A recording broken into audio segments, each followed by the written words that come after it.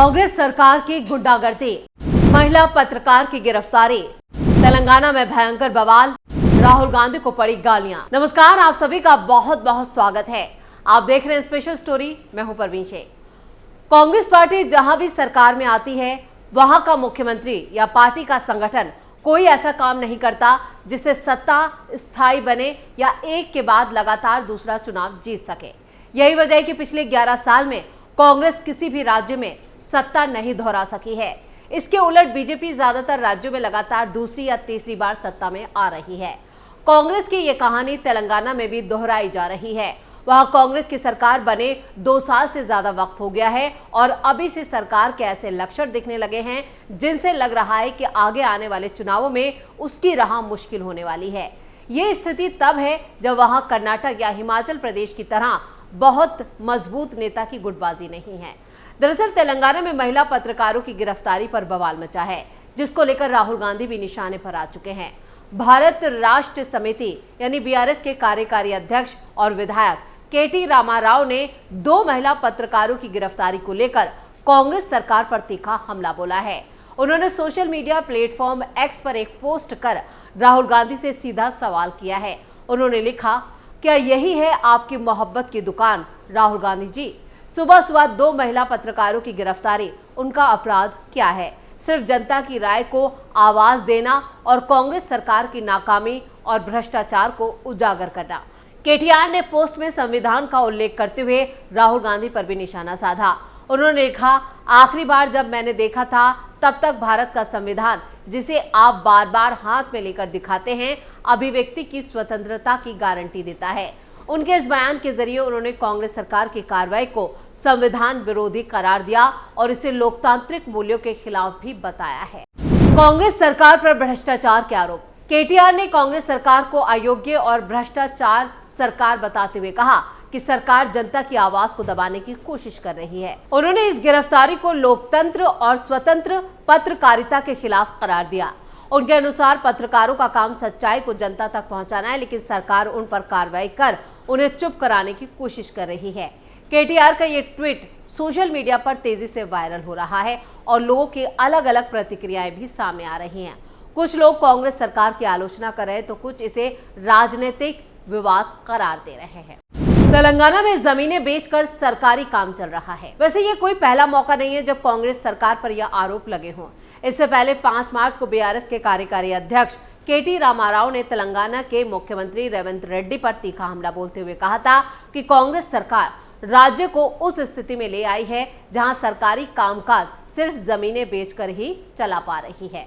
KTR ने आरोप लगाया कि कांग्रेस सरकार हैदराबाद की बेशकीमती जमीनों को औने पौने दामों में बेचकर 30,000 करोड़ रुपए जुटाने की साजिश भी कर रही है। केटीआर ने यह भी कहा कि सरकार उन जमीनों की नीलामी कर रही है जिन्हें पहले ही बैंकों में गिरवी रखा जा चुका है।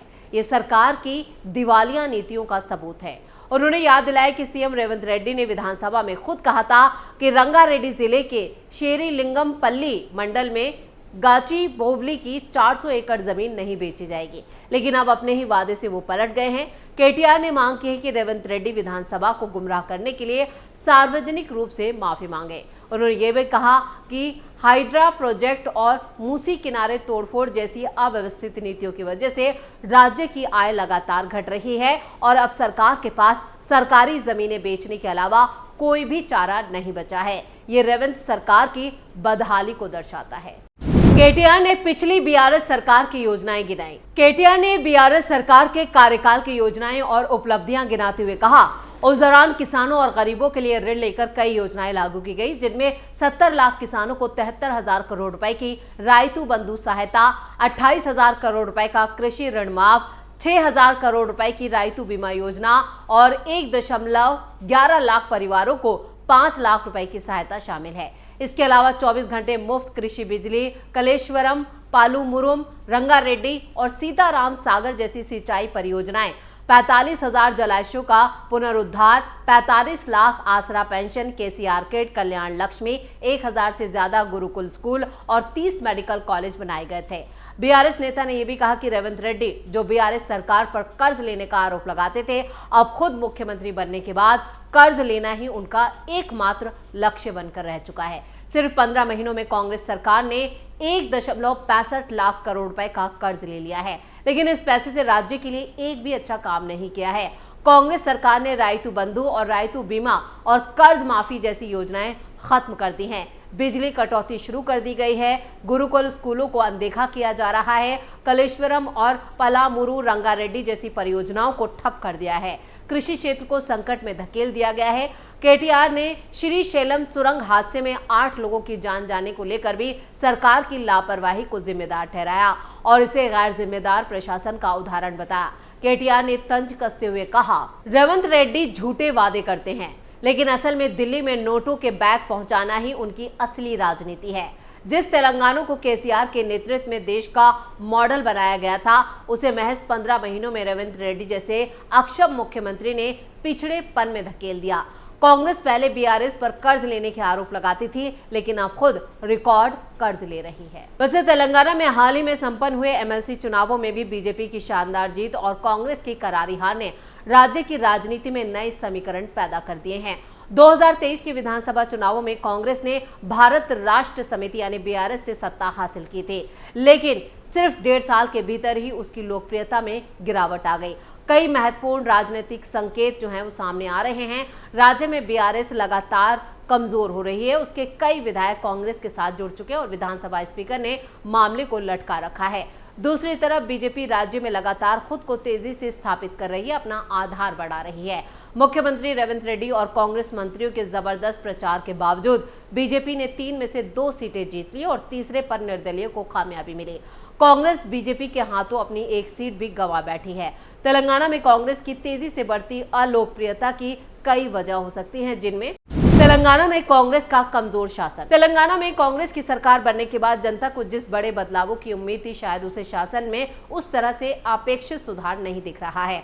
विकास कार्यों में सुस्ती और प्रशासनिक फैसलों में कथित पारदर्शिता की कमी भी कांग्रेस की अलोकप्रियता की बड़ी वजह हो सकती है। यानी लोगों में कांग्रेस को लेकर एक जो पॉपुलर कांग्रेस थी, उसमें काफी गिरावट आई है। कांग्रेस में गुटबाजी कोई नई बात नहीं है। मुख्यमंत्री रेवंत रेड्डी के नेतृत्व पर लगातार सवाल उठते रहे हैं। मंत्रिमंडल में शामिल होने वाले दावेदारों के असंतोष ने भी पार्टी की चुनौतियां बढ़ा दी हैं, जिससे बीजेपी को अपने पकड़ मजबूत करने का मौका तेलंगाना में मिल रहा है। तेलंगाना के एमएलसी चुनाव के नतीजों को देखने से लगता है कि बीआरएस की लगातार गिरती लोकप्रियता और कांग्रेस के अंदरूनी खींचतान का फायदा बीजेपी उठा रही है। बीजेपी ने खुद को मजबूत विपक्ष के रूप में स्थापित कर लिया है और इसे जनता का समर्थन भी मिलने लगा है। एमएलसी चुनाव में बीजेपी की बड़ी जीत के मायने। बीजेपी की ये जीत संकेत देती है कि वो 2028 के विधानसभा चुनावों के लिए मजबूत दावेदारी पेश करने के लिए तैयार है। यानी तेलंगाना में 2028 चुनावों में बीजेपी अपनी वापसी के लिए पूरी तैयारी कर चुकी है। एमएलसी चुनाव में 2 सीटों पर जीत ने राज्य में पार्टी का आत्मविश्वास बढ़ा दिया है। कर्नाटक के बाद ये दक्षिण भारत का दूसरा ऐसा राज्य है जहां वो कभी भी चौंकाने की उम्मीद पाल सकती है। 2024 लोकसभा चुनावों में बीजेपी ने तेलंगाना में पहली बार 8 सीटें जीतकर सत्ताधारी कांग्रेस की बराबरी की। वहीं उसका वोट शेयर भी विधानसभा के 14% से बढ़कर 35.35% हो गया था। ये दिखाता है कि तेलंगाना की जनता अब तेजी से बीजेपी को एक विकल्प के रूप में देखने लगी है। बीआरएस जो कभी तेलंगाना की राजनीति में प्रमुख ताकत थी, अब कमजोर पड़ चुकी है। लोकसभा चुनावों में उसे एक भी सीट नहीं मिली और उसका वोट शेयर भी घटकर 16.7% रह गया। इससे बीजेपी खुद को एक मजबूत विपक्षी पार्टी के रूप में पेश करने का मौका देख रही है। बहरहाल हाल ही में तेलंगाना में विधान परिषद की 3 सीटों के लिए हुए चुनाव में इनमें से 2 सीटें शिक्षक निर्वाचन क्षेत्र की थी और 1 सीट स्नातक निर्वाचन क्षेत्र की। कांग्रेस पार्टी इन 3 सीटों पर चुनाव हार चुकी है। कांग्रेस के लिए उससे ज्यादा चिंता की बात यह है कि 2 सीटों पर भारतीय जनता पार्टी समर्थित उम्मीदवार जीते और 1 सीट पर शिक्षक संघ के समर्थन वाला उम्मीदवार जीता। ऐसा नहीं है कि कांग्रेस इस चुनाव को लेकर गंभीर नहीं थी। मुख्यमंत्री रेवंत रेड्डी और उनकी सरकार के मंत्री इन 3 सीटों पर प्रचार करने में लगे थे। इसके बावजूद कांग्रेस के उम्मीदवार हार गए। अभी सरकार में बने सिर्फ यहां पर 1.5 साल से ज्यादा वक्त हुआ है और ये हालात बन गए हैं। यानी 2028 विधानसभा चुनाव जो तेलंगाना में होने जा रहे हैं, उसको लेकर अभी से अपनी बीजेपी ने तैयारियां तेज कर दी हैं और वहीं कांग्रेस का जो शासन है वो सवालों में आ गया है। जिन उम्मीदों के साथ जनता ने तेलंगाना में कांग्रेस की सरकार बनाई थी, अब वो जनता यहाँ पर खुद को ठगा हुआ महसूस कर रही है। तो तो स्पेशल स्टोरी में इतना ही। वीडियो कैसा लगा कमेंट करके अपनी राय जरूर दें। वीडियो को लाइक करें, शेयर करें और कैपिटल टीवी को सब्सक्राइब जरूर करें। धन्यवाद।